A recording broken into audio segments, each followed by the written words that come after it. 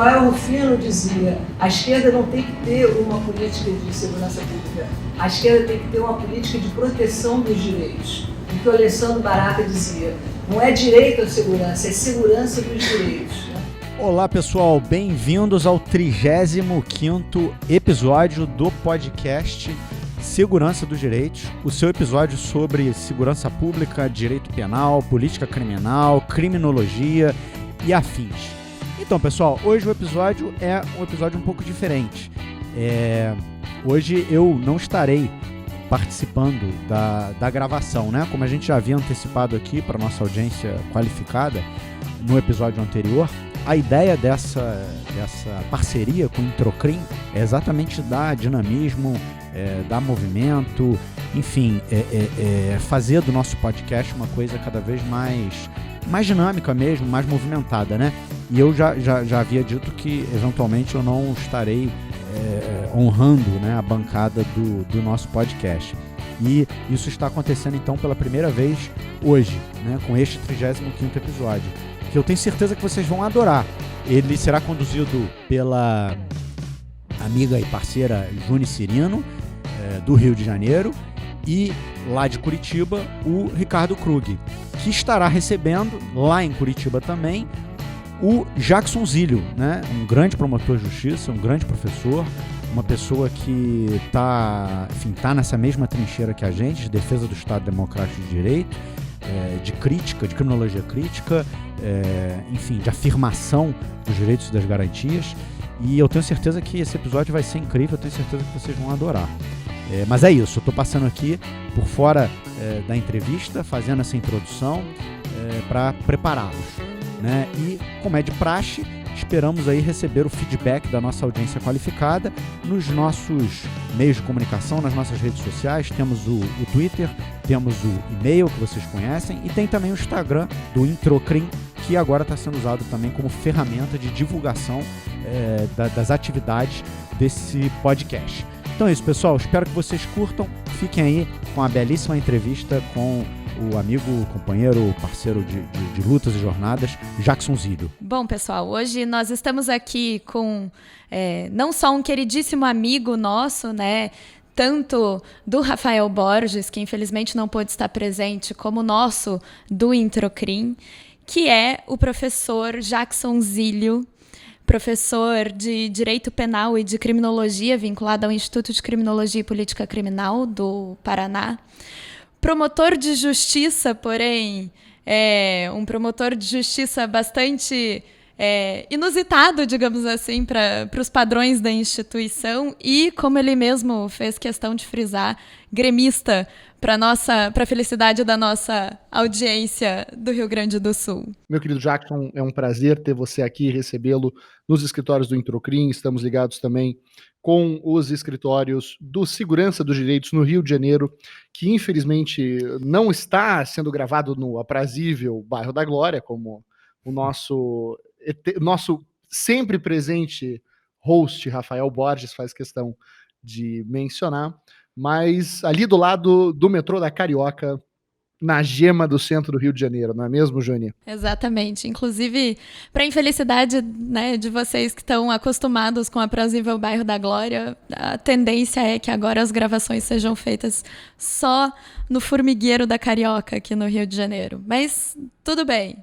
A qualidade do podcast permanecerá a mesma, torna-se enriquecida hoje aqui com a presença do nosso ilustríssimo convidado. Bom, obrigado em primeiro lugar pelo convite. É uma honra poder debater com vocês, na verdade, algumas modificações do direito penal brasileiro e ainda mais se está entre amigos, né? Um forte beijo para a Juni, que está lá no centro do Rio, para o Ricardo, por toda a estrutura e organização, e o Rafael, que infelizmente por questão pessoal não pôde estar nessa noite. E espero que a gente possa esclarecer muita dúvida também em relação a tantas reformas que a gente viu no sistema de justiça criminal nos últimos nos últimos tempos. Com certeza. Aliás, eu gostaria de citar mais um outro fato que acaba de me vir à memória, na realidade, que nós estamos não só entre amigos hoje, mas entre o nosso chefe e ex-estagiários, não é mesmo, Joaninha? É verdade, é verdade. A gente podia ter começado a introdução do Jackson Zilho dessa forma, né? Tanto eu quanto o Ricardo Krug fomos estagiários do Jackson no Ministério Público do Paraná, na extinta Promotoria de Inquéritos do Ministério Público. E que me deixa muito feliz, né? Porque foi, na verdade, um grande crescimento para todo mundo e um grande ambiente de trabalho, né? Para Muita nós, saudade. Com certeza, com certeza. Mas, Jackson, conta para nós um pouquinho mais, conta para nossa audiência. Você é membro do Ministério Público, certo? Ministério Público do Paraná. Como é que você chegou na carreira? Como é que você decidiu virar promotor? Só para que eles conheçam um pouquinho mais sobre você. Bom, eu na verdade, só tive carreira no Ministério Público, praticamente. Eu passei muito novo, com 20 e começo dos 20 anos, e percorri o interior do Paraná, praticamente um período curto, se comparado com geralmente as carreiras levam até chegar na capital, porque nesse período eu saí de licença para fazer o mestrado e o doutorado, e quando eu voltei, eu praticamente já voltei para Curitiba. Fiquei um período curto, de certo modo, no interior. Mas foi um período também que nunca deixei de dar aula, né? Assim, sempre conciliei a minha atividade como promotor de justiça e como professor de direito penal.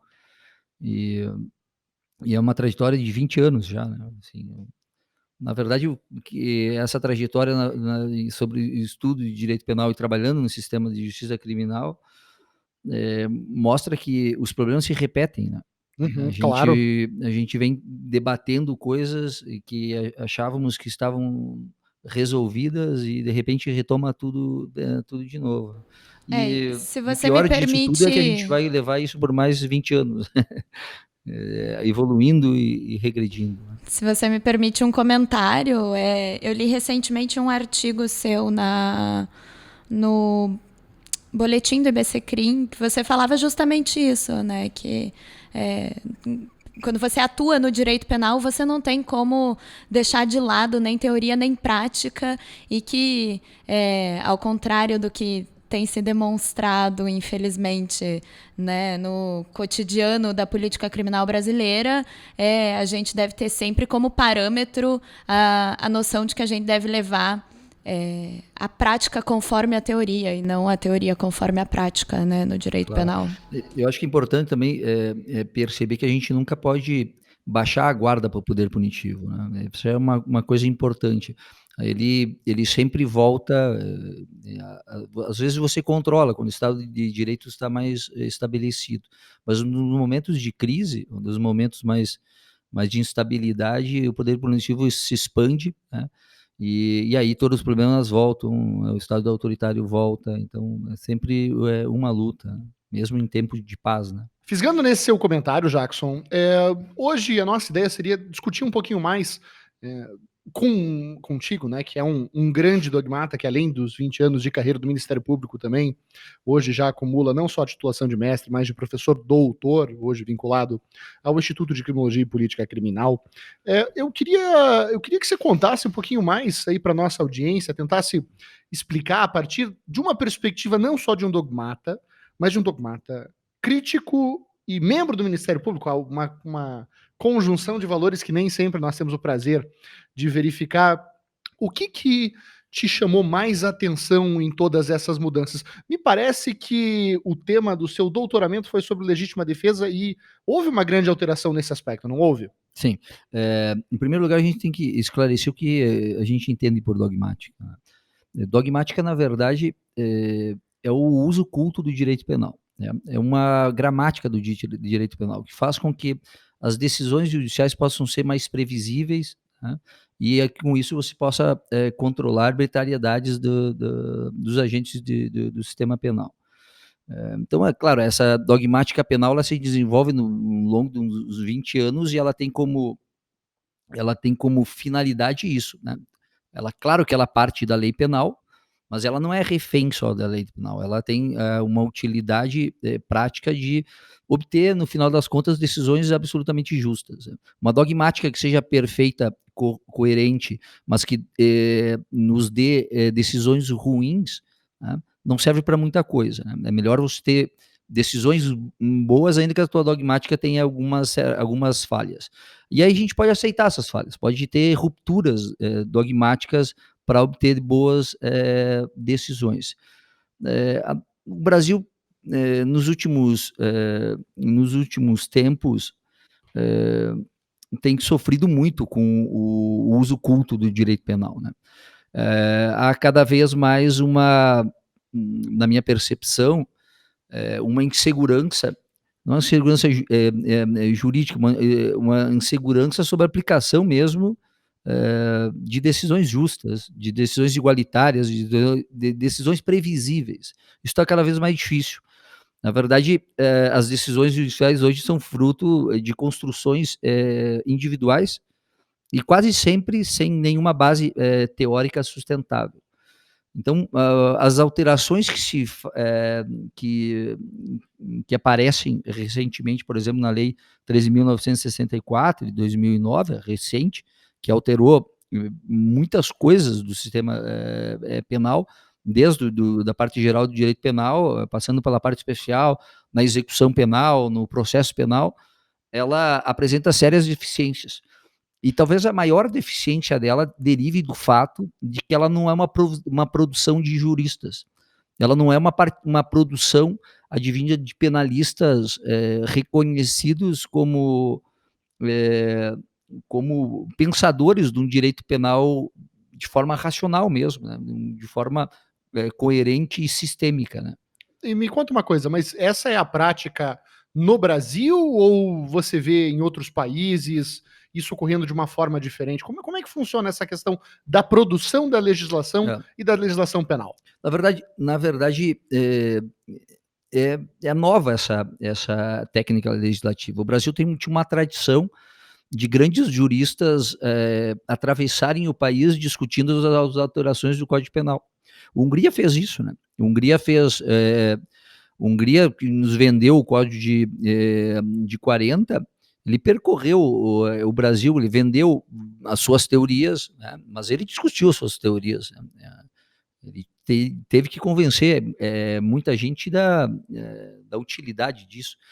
Por exemplo, se tu pegar no concurso na autoria e participação, ele foi um grande defensor de uma teoria monista, né? Ele não queria essa separação, que era uma tradição no Brasil, que vinha de muito tempo, mas ele conseguiu colocar isso.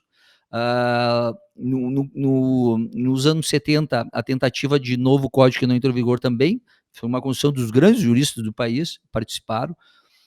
A reforma de 84 é uma produção de grande debate intelectual, né, com a participação de todos os penalistas importantes. Claro, sempre vai ficar gente de fora, mas gente de fora também escrevendo, produzindo sobre a reforma.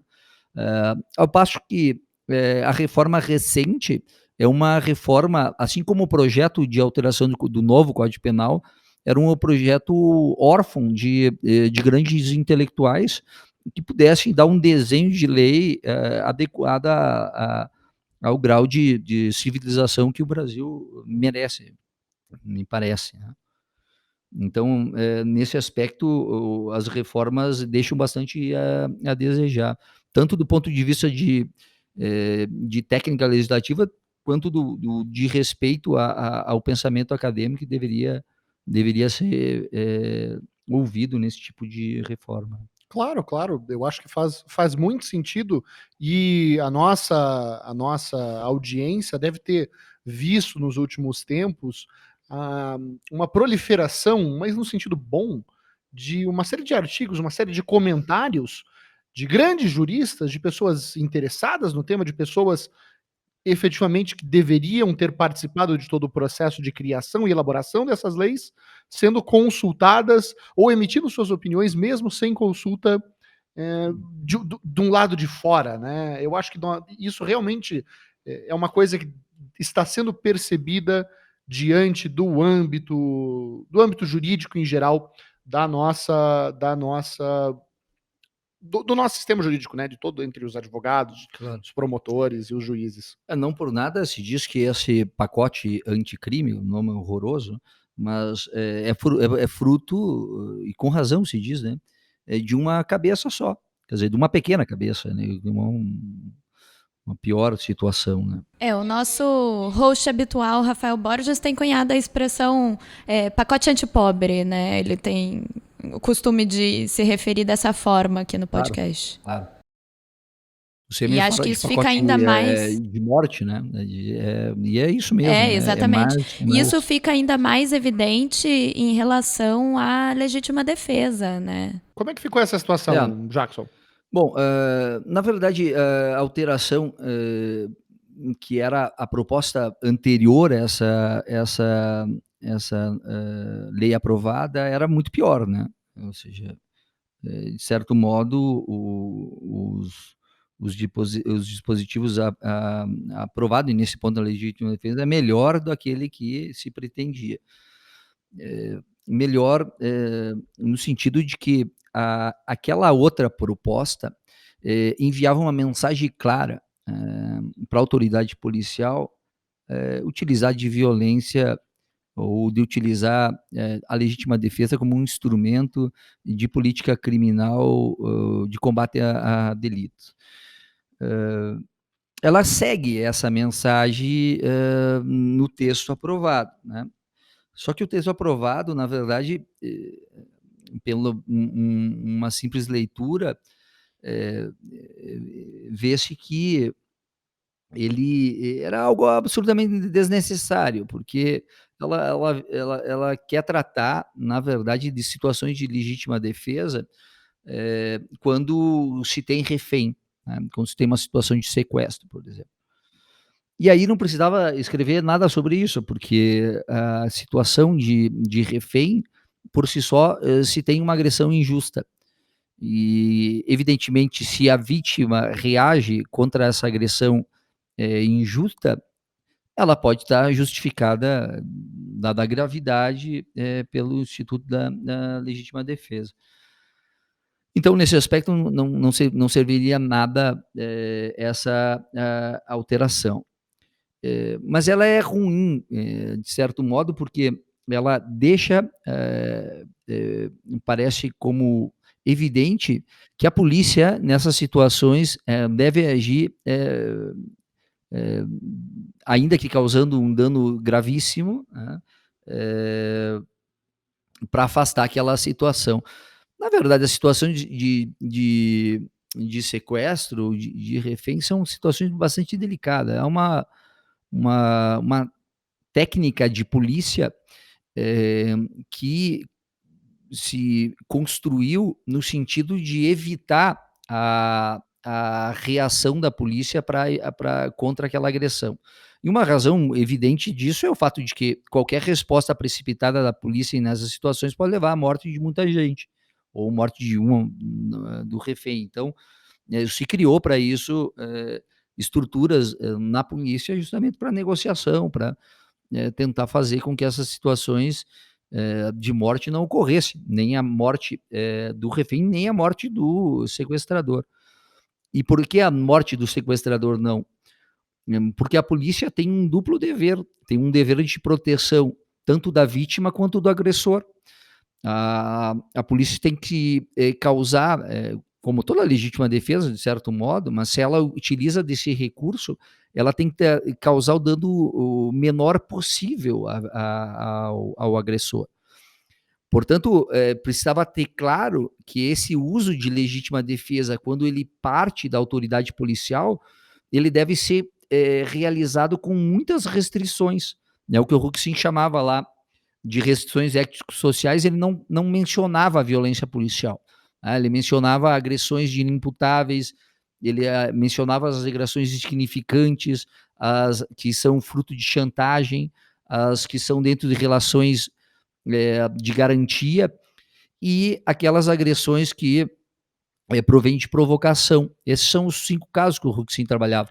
Agora, não há nenhuma razão para não incluir também a violência policial aí dentro, porque a violência policial também funciona como um dever de solidariedade do agressor em relação à vítima, porque a vítima detém características que o agente policial deve proteger.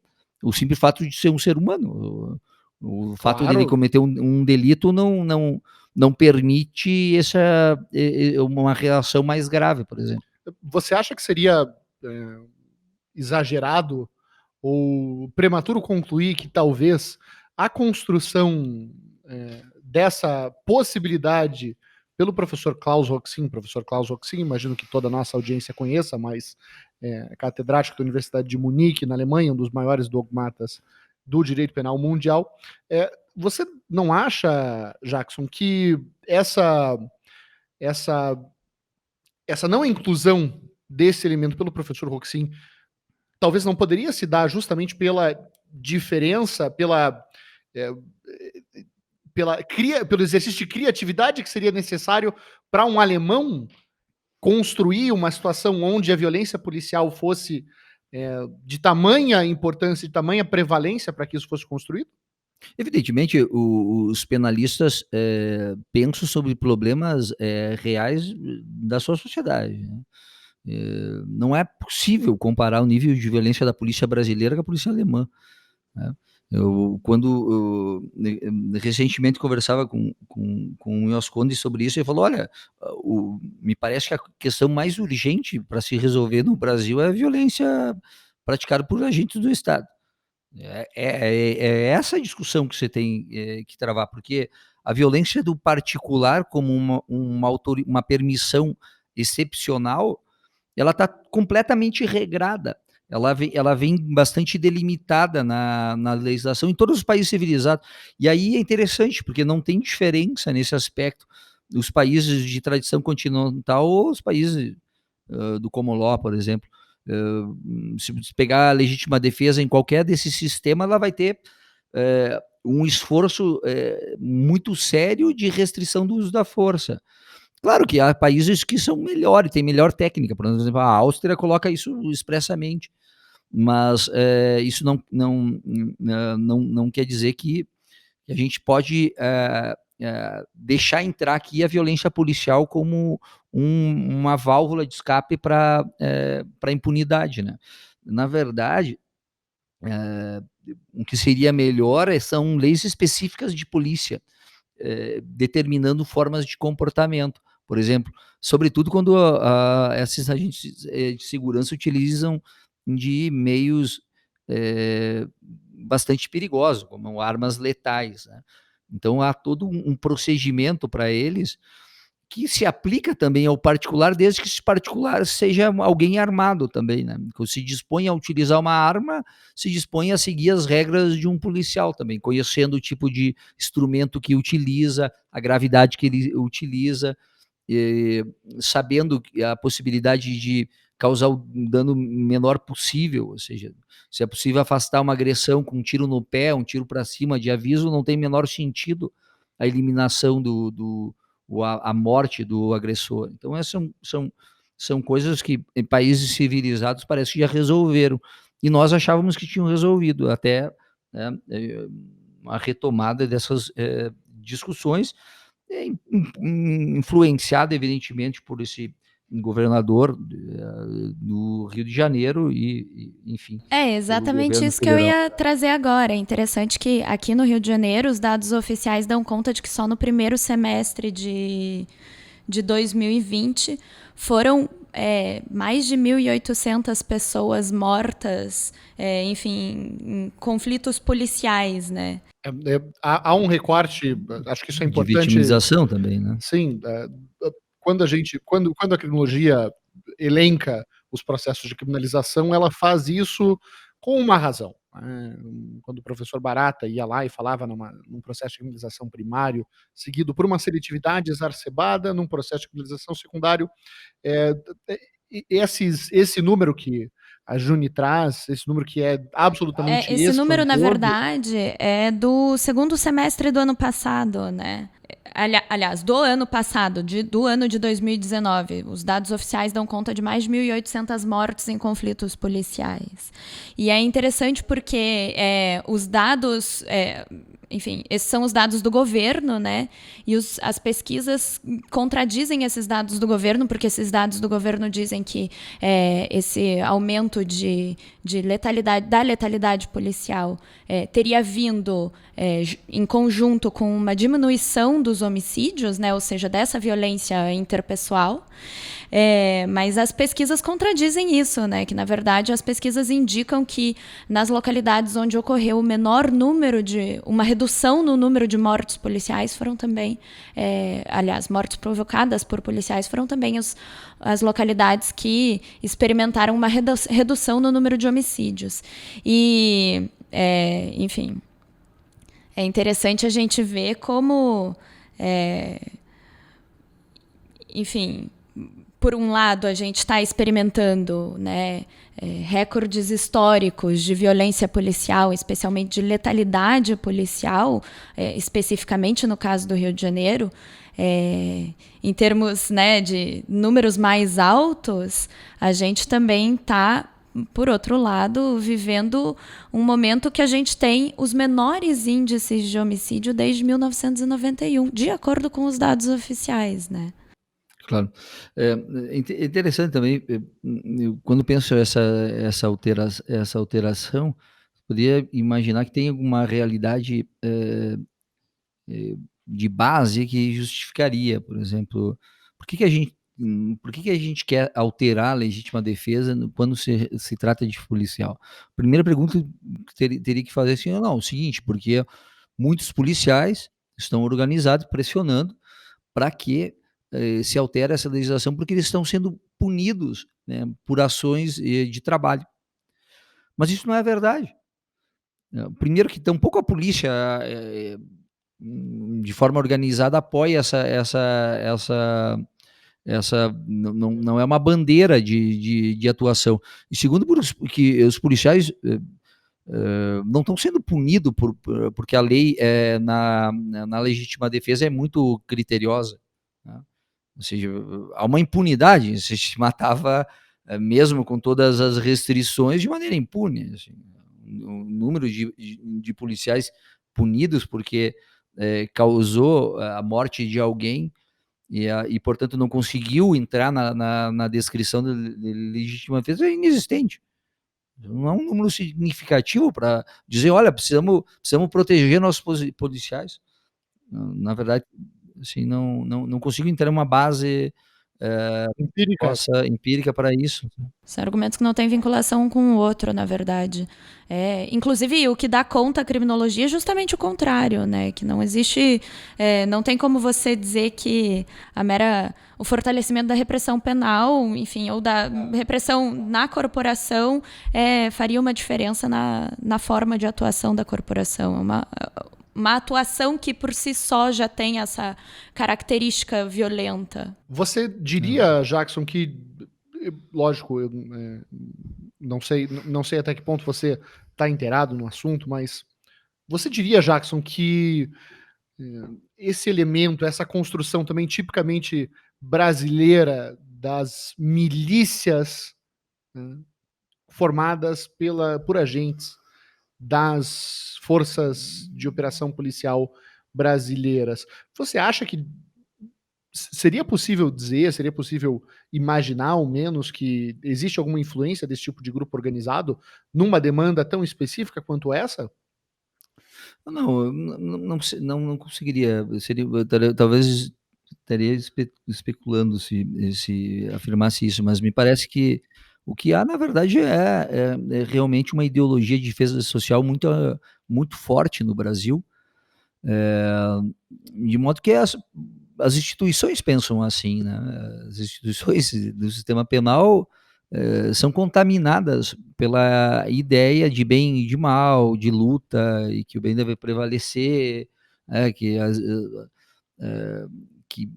que a mais repressão, menor número de delito. São todas fantasias, né? São todos mitos que derivam dessa forma de ver a realidade. Eu acho, talvez explique mais essa vontade de punição, né? E isso não é um problema do legislador. O legislador até é compreensível, porque o legislador ele utiliza a ideologia de defesa social porque ela rende voto, né? Ela tem argumentos fáceis, né? Ela é de fácil compreensão e de fácil engano também, né? Mas os agentes do sistema penal me parece absurdo que ainda sigam nessa esteira, né? Salvo talvez se esse legislador é o legislador individual, enfim, soberano de todo o conhecimento penal, processual penal brasileiro, que é, né, o caso da cabeça que formulou essas alterações enfim, da legislação penal agora. Inclusive, mostra justamente o contrário, né? Que essas fantasias de ideologia da defesa social, esses mitos sobre como a repressão penal, o aumento do rigor penal estaria, de alguma maneira, influenciando a redução da violência, a redução dos índices enfim, de cometimento de crimes, etc. Essas alterações, elas estão refletindo justamente isso, né? E uma das, acho, talvez, grandes... um dos grandes indicativos disso nesse projeto de alteração da legislação penal, ou melhor, nessa lei que alterou a legislação penal, é justamente a questão das alterações em relação à pena, né? Particularmente o aumento da pena máxima. Mas é algo evidente que ele acredita, né? Exato. Ele vive isso, né? Se não acreditasse nisso, não integraria um governo como esse, de alguém que faz elogio a torturador, né? Não surpreende, por exemplo, que ele recorra a uma lei de segurança nacional para instaurar um inquérito. Assim, é algo chocante, né? Porque bastava ler o que se produziu sobre essa absurda lei, mas quem não tem compromisso com a democracia, né, não se sente incomodado de assumir uma defesa social nesse nível, né. Claro que isso fica mais evidente quando se fala da pena, né. E nisso o projeto é um projeto altamente repressor, né, não há a menor dúvida disso. É uma alteração que aumenta a pena, né,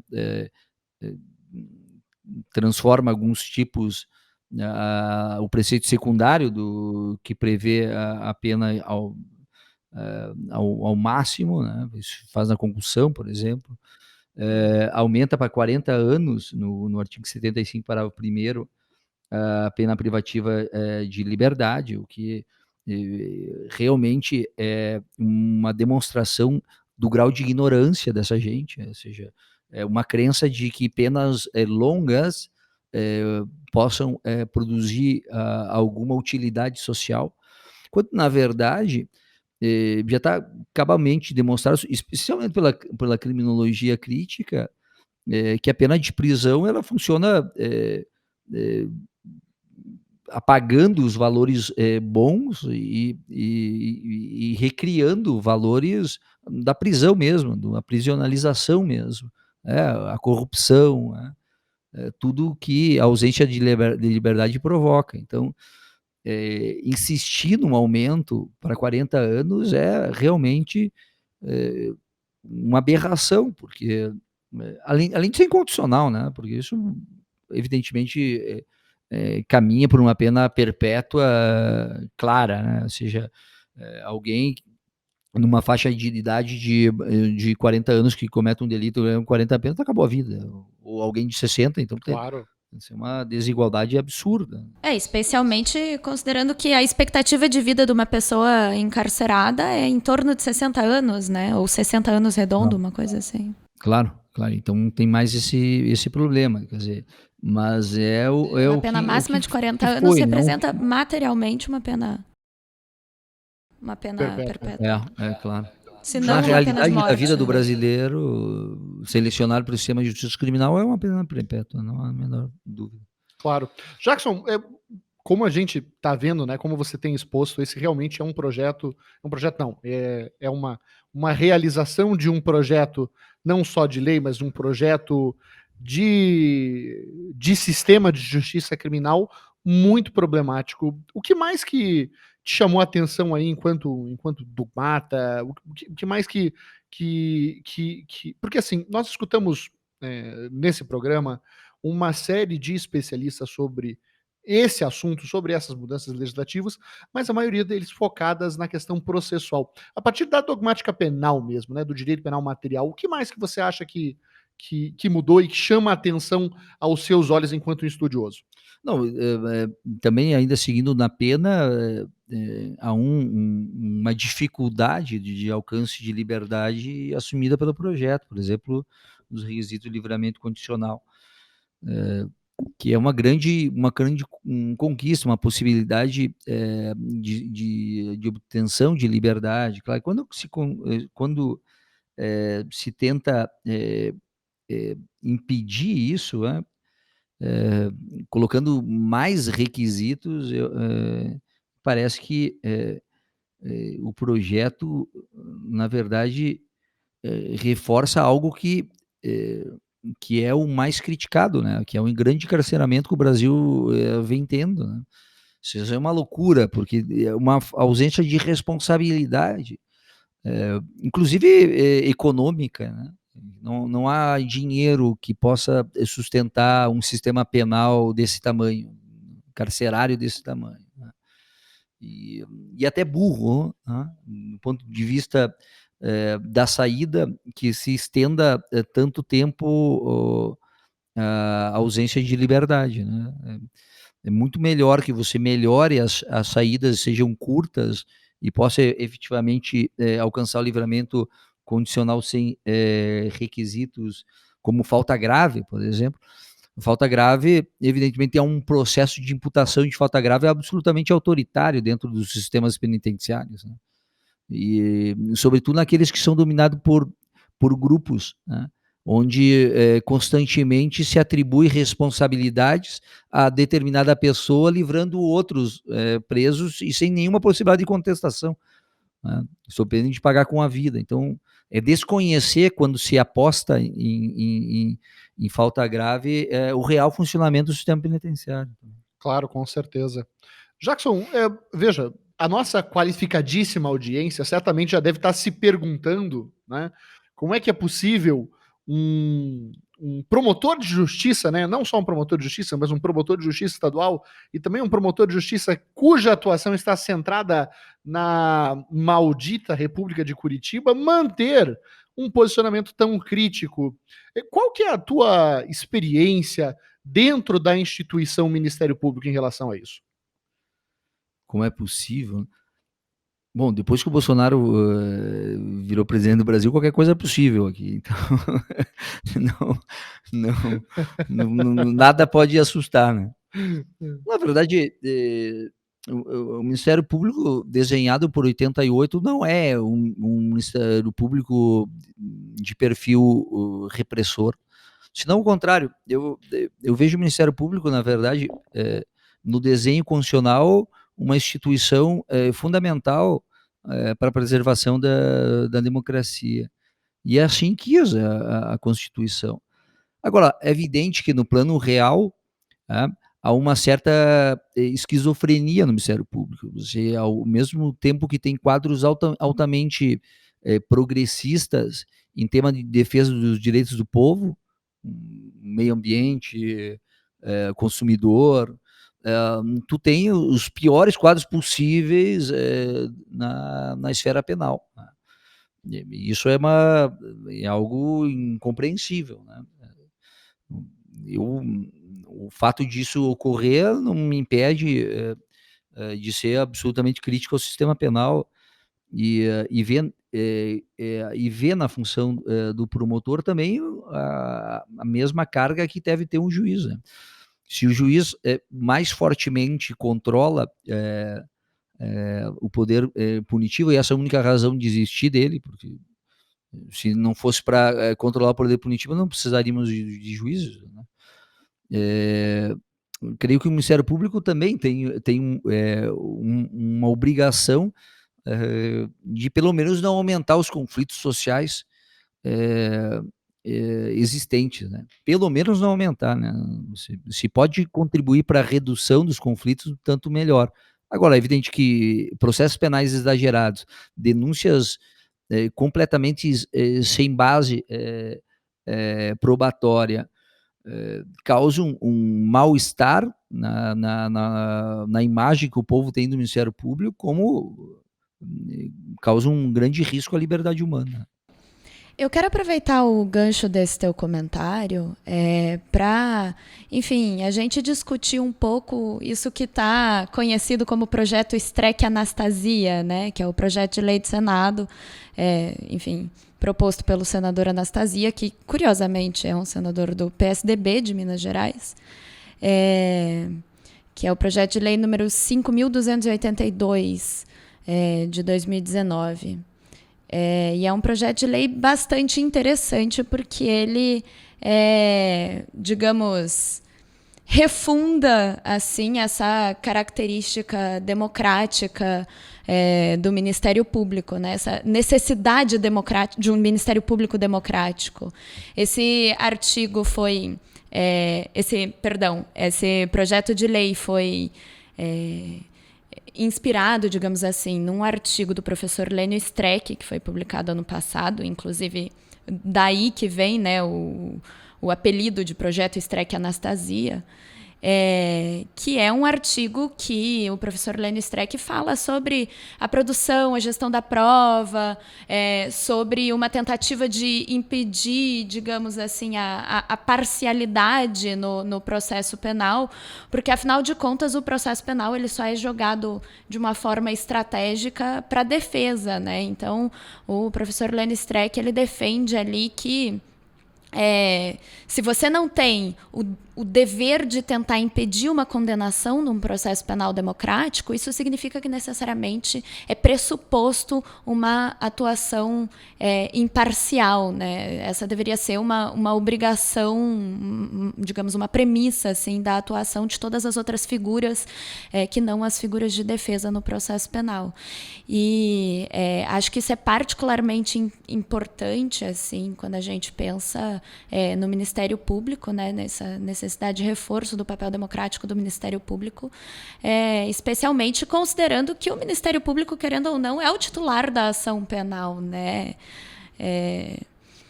Enfim, eu queria que você comentasse um pouquinho essa necessidade de esse projeto, né, o projeto Streck Anastasia, essa necessidade de você retomar essa característica democrática e imparcial do Ministério Público, que já é exigida do Judiciário e que às vezes passa ao largo da atuação do Ministério Público. Bom, num aspecto geral, me parece que o projeto é muito bom, né? É claro que o Lênio tem uma experiência muito respeitada dentro do Ministério Público, foi promotor até se aposentar, e foi um grande promotor, né? Se falar isso com uma atuação brilhante, né? Na quinta turma, acho que era, né? Na quinta Câmara do Tribunal do Rio Grande do Sul, onde estava Milton, enfim. O Lênio é um referencial importante e alguém que a gente precisa escutar. Agora, eu acho que há duas coisas que a gente precisa separar. Uma coisa que me parece que ele tem absoluta razão, que o promotor ou o procurador tem um dever de lealdade em relação ao processo, no sentido de que ele é obrigado a trazer tudo, né? O que um processo não é um jogo, uma estratégia para ganhar. Se ele tem conhecimento de provas que podem beneficiar o acusado, por exemplo, caracterizando uma justificação, me parece absurdo que ele, como um agente de defesa dos direitos do povo, não faça isso, né? E eu não sei se a gente precisa de uma alteração para fazer isso. Me parece que isso já é básico, né? O Ministério Público não pode ocultar a prova, né? Isso deveria ser, inclusive, criminalizado. Assim, não vejo se o Ministério Público recebe um material probatório e esse material probatório indica uma causa de justificação mais culpante, ele tem obrigação moral, ética, né, e jurídica, né, de levar isso ao processo. A avaliação que o juiz vai falar sobre isso pode não coincidir a que ele faça, mas que ele tem que levar para o processo, ele tem que levar. Isso é uma coisa. Outra coisa é acreditar que o Ministério Público é um fiscal de lei, né? O Ministério Público no processo penal não se confunde com nada de fiscal de lei. Ele evidentemente é uma parte, mas é uma parte do Estado e, portanto, com as responsabilidades de um agente como tem os juízes, né? Tem não só trazer agora as convicções, a liberdade dele de pensar sobre esse material, evidentemente tá aberta e, portanto, se está aberta, não vejo que ele funcione aí como um fiscal. Assim, ele é uma parte que tem seus valores, uma parte que acredita nos seus posicionamentos, e esses posicionamentos precisam estar motivados e produzidos dentro de um processo. Eu pergunto, eu acho que esse levantamento, essa consideração, essa diferenciação que você fez, Jackson, especialmente em relação à existência ou não da ideia do Ministério Público no processo penal enquanto um fiscal da lei, um dos pontos que mais chama atenção no projeto é não só no projeto, né, mas nas razões, nas manifestações do professor Lênio, é uma ideia de que o Ministério Público teria condições de funcionar como uma entidade imparcial, né, mesmo assumindo para si a figura de acusador, né? Ele parece identificar que existiriam problemas com a investigação defensiva e que o Ministério Público que deveríamos crer no Ministério Público como um agente capaz de diligenciar em favor da defesa. Que é o seguinte, esse projeto de lei está sendo formalmente contestado pela Associação Paulista do Ministério Público. E é até interessante porque eles dizem que esse projeto de lei cria a figura do promotor de defesa, né, fazendo ali a brincadeira com o papel, né, que seria o papel do Ministério Público de necessariamente acusar, assim. Acho que é importante a gente fazer esse comentário que né, a figura do promotor de defesa, na verdade, não existe ali, né, no projeto de lei. O projeto de lei, na verdade, só reforça, digamos ali, esse critério de imparcialidade que também é devido ao Ministério Público como, enfim, instituição democrática estatal. Eu, na verdade, não sei de onde vem essa expressão promotor de defesa. Isso me parece Não, essa expressão é necessariamente absurdo, né? Da Associação Paulista do Ministério Público. Não está no projeto. Não é isso que... Eu acho que eles não compreenderam o que o Lênio e o projeto pretende, né? Na verdade, a ideia de imparcialidade só tem um significado, que tu não tenha relação nenhuma com a parte, tá? Com o juiz, enfim, que possa te impedir de atuar nos processos. E isso não se confunde, portanto, com neutralidade. Evidentemente que neutralidade ninguém tem, nem juiz, nem todo mundo tem suas concepções, só que uma forma de a gente controlar essas tuas valorações é que essas valorações sejam um produto de uma prova produzida de maneira lícita dentro de um processo. E evidentemente que o Ministério Público não tem interesse nenhum em aplicação de uma pena quando é possível ele identificar que um delito não existiu.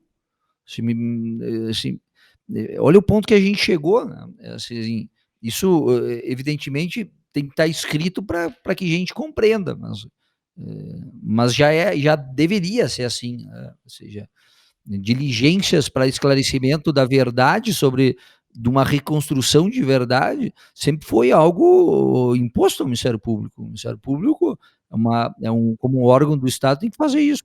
Não só por uma questão de republicanismo da instituição, Claro, mas também por uma claro. questão de, sendo uma instituição estatal, tem todo o interesse em reduzir os custos do Estado, né? Exatamente.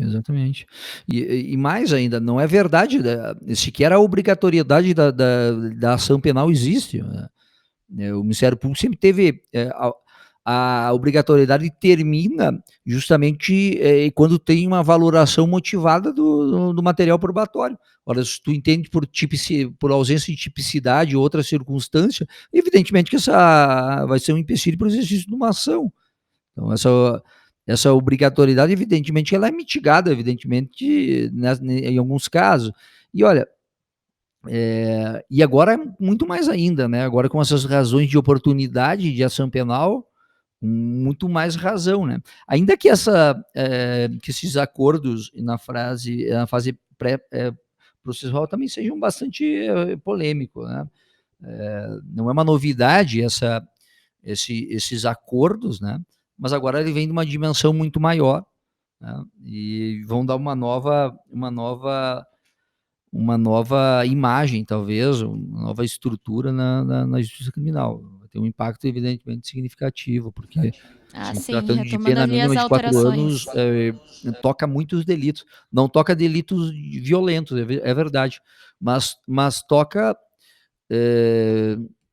Mas toca delito como o tráfico de drogas, por exemplo, se tiver primariedade e for caso de parágrafo 4º, também se pode fazer.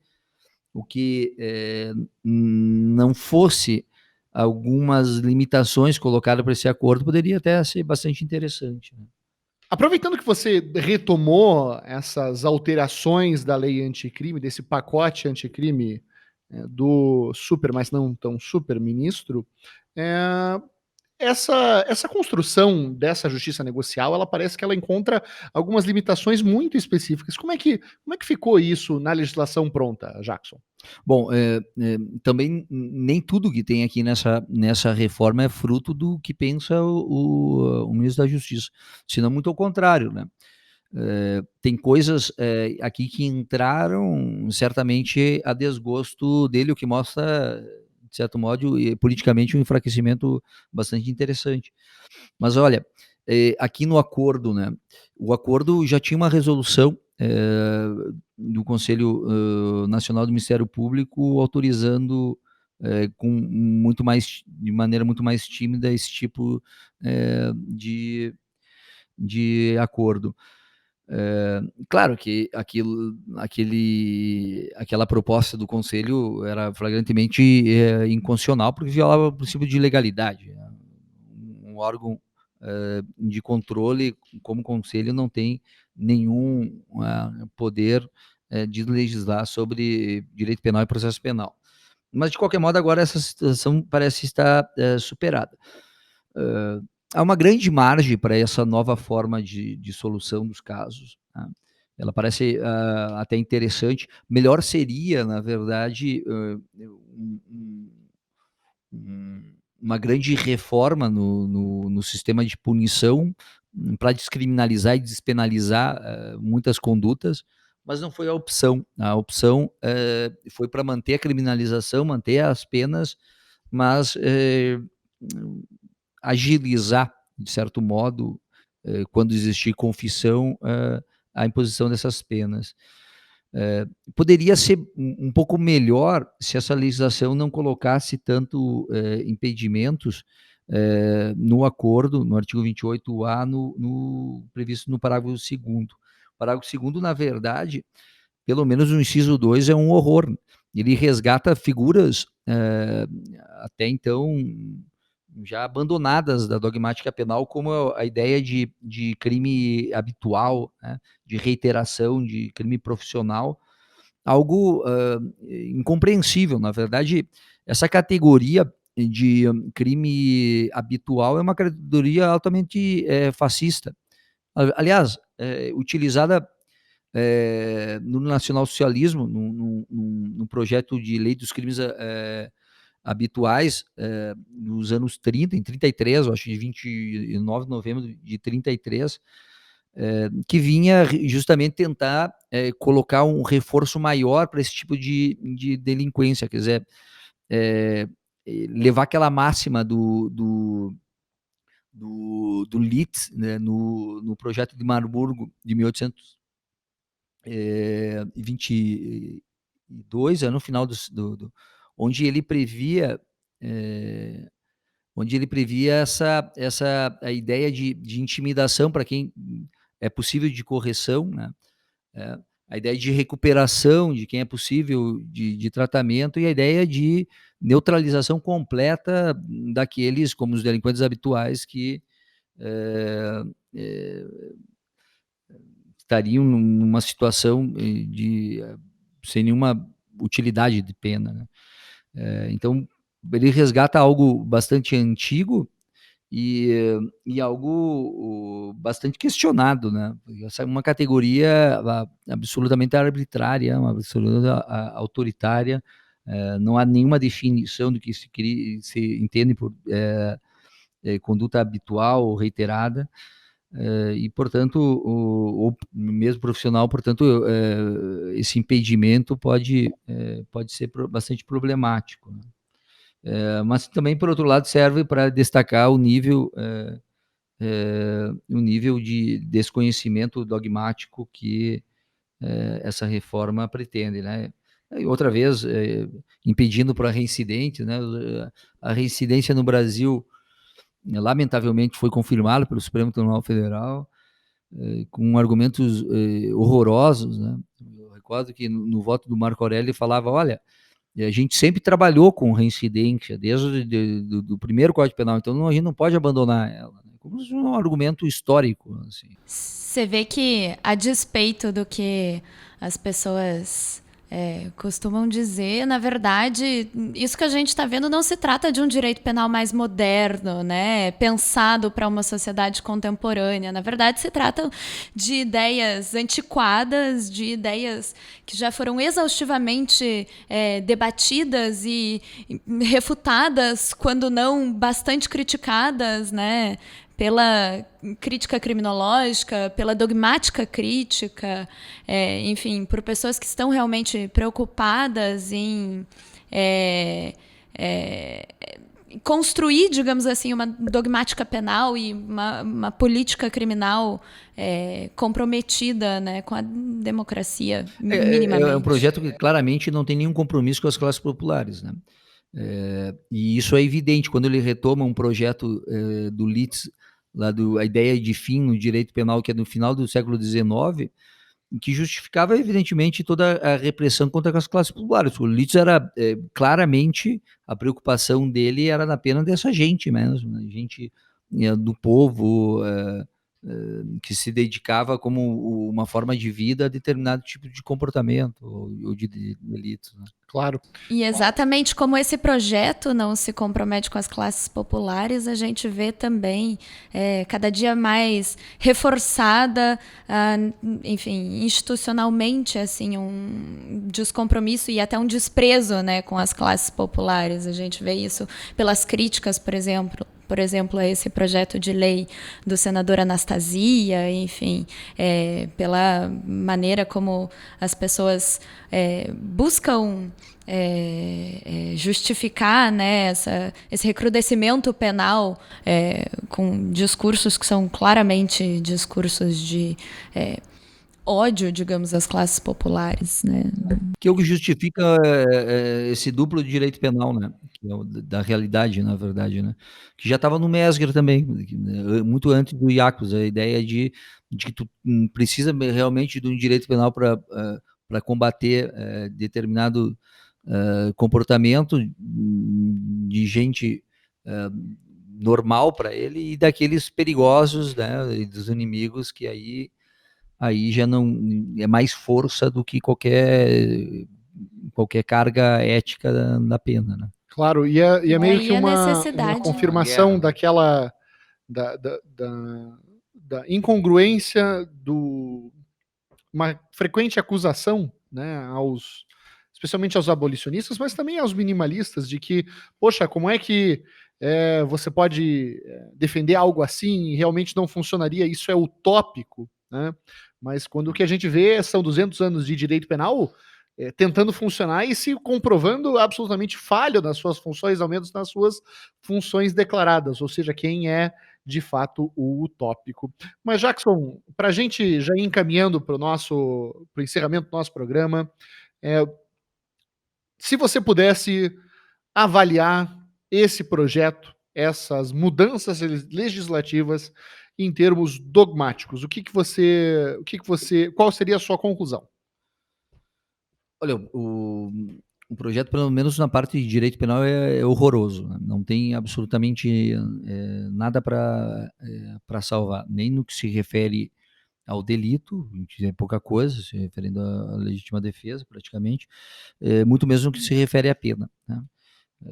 É um projeto claramente punitivista e indefensável, na verdade, dentro de uma democracia. No aspecto de vista processual, até tem alguns avanços, né? Inseridos aí no contexto que a gente vive, bastante interessante, e não pode deixar de louvar, por exemplo, a figura de juiz de garantias, e que foi colocado dentro desse projeto, e é algo que está um pouco perdido aí, porque acaba sendo um ponto aí fora da curva. E salvo isso, realmente não há muita coisa para se salvar, e uma pena que tampouco se pode esperar uma atitude realmente séria do Supremo em corrigir isso aí, porque o Supremo, em matéria de direito penal, de controle de constitucionalidade, é praticamente inexistente, né? Acho que essa discussão que a gente tomou aqui é uma discussão que só serve para a gente, enfim, reforçar cada vez mais e demonstrar também, né, para a nossa audiência a necessidade que a gente tem de pessoas combativas e corajosas dentro das instituições, por mais que seja ali um papel, né, um papel contramajoritário, um papel de estar constantemente, enfim, sujeito a ser considerado uma pessoa que está nadando contra a corrente, e a gente sabe que não é fácil, né? E então a gente agradece muito assim o debate que você trouxe para a gente. Pois é, e eu acho que é importante a gente notar, né, especialmente com esse comentário final aqui do nosso convidado, do Jackson, a importância, né, de você ter pessoas combativas, pessoas corajosas compondo enfim, os corpos institucionais, né, particularmente dentro do Ministério Público, que a gente sabe que é uma instituição que é bastante assim repressiva em matéria penal. Então, queria agradecer aqui a presença, a disponibilidade do nosso convidado, já encaminhando aqui para o final, ficando com essa reflexão sobre essa necessidade assim, da gente, de repente, redescobrir essa possibilidade de um Ministério Público mais combativo, num sentido penalmente progressista, digamos. Com certeza, Jackson. É um prazer ter você aqui, é um prazer receber você no Segurança dos Direitos, aí nessa iniciativa aí que o Introcrim também está participando. Foi uma felicidade para a gente, tenho certeza de que teria sido também para o Rafael Borges, não fosse, enfim, os empecilhos as vicissitudes que impediram da vida, que ele estivesse aqui essa noite. Bom, eu que tenho a agradecer o convite, essa oportunidade de discussão. Dizer que, na verdade, o que a gente espera é que, inclusive do Ministério Público, que resista essa onda punitivista. Tem muita gente boa dentro do Ministério Público e da própria magistratura que tem compromissos democráticos. Eu acho. Tivemos alguns exemplos, inclusive aqui no podcast. Claro, né? claro, a gente vai eventualmente sempre tem um preço, né? Sobretudo num momento de terror que a gente vive, mas estar do outro lado seria muito pior. Né? Com certeza. Jackson, O nosso tradicionalíssimo host normalmente encerra os nossos programas aqui do Segurança dos Direitos com um pedido de indicação para a nossa excelente audiência de uma obra literária, mas, né, tomando por inspiração a sua presença aqui quase anarquista, eu gostaria de subverter essa tradição e de abrir, na realidade, para toda e qualquer manifestação cultural. Então, gostaria de te pedir para fazer uma indicação de um livro, de uma música, Qualquer de manifestação cultural. qualquer... Posso cantar. Pode, não, eu ouvi dizer que você tem uma banda, é isso mesmo? Isso a Jackson gente não Zilli dos indica, Bruxas. isso a gente se recusa. Jackson, deixe para nossa audiência aí uma indicação de um livro, de uma música, de um filme, o que você achar que seja pertinente, que vá agregar à formação de todas as pessoas que nos escutam. Tem um livro que eu conheci recentemente na Itália e por sorte saiu a tradução recente no Brasil, que é do Antônio Scurati.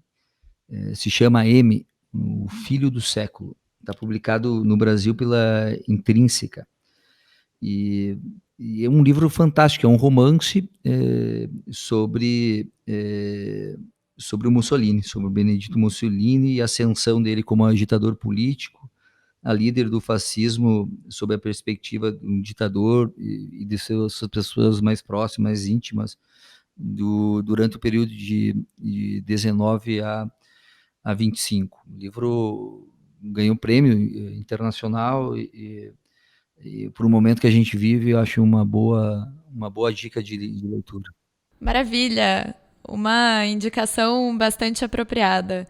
E ainda no espírito da anarquia aqui, a gente vai abrir também para uma indicação, embora Ricardo Krug seja, né, meu co-locutor aqui na noite, ele pediu para dar também uma indicação cultural aí para essa noite, então encerramos com a indicação do Ricardo Krug. E eu vou insistir nessa indicação, sabe, Júnior, porque de todas as coincidências possíveis, a minha indicação também chama-se M.